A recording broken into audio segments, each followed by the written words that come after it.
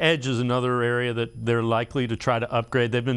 Clowney 1 year was really good opposite Myles Garrett. You need somebody else opposite Myles Garrett. And when you look at the free agent edges there, some of the names jump out. Arden Key is a young guy. Ngakoue they've kind of flirted with in the past.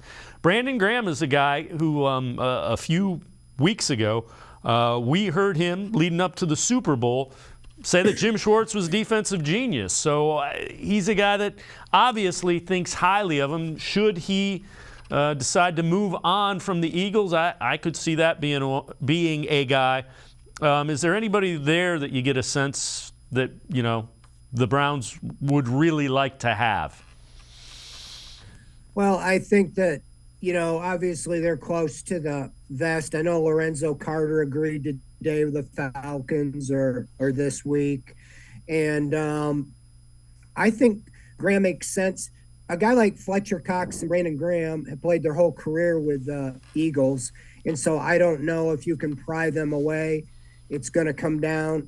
Fletcher Cox to me would be nice, even if you could get him on I think he's 32, you get him on a 1-year deal or something like that. But I do think that they will go after somebody. Obi, I know our guys, our film people I don't even know how to pronounce it, Obi Orankabo. Mm-hmm. From the Texans, yeah. He's somebody under the radar, kind of a rising guy. It all comes down to dollars and cents, and I do think that they will go for it. If it comes down that the first wave they cannot get maybe a target they have in mind, I would rather go for, instead of a 1 year like a Clowney for 10, 11 million, I'd rather get 2 for the 1. Last year, Jerry Hughes signed for like 5 or 6 million for 1 year, and he had 9 sacks.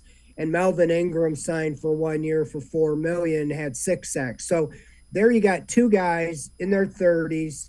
You got 15 sacks, and not only the numbers, but you get 2 guys. So Clowney was hurt and missed 5-6 games.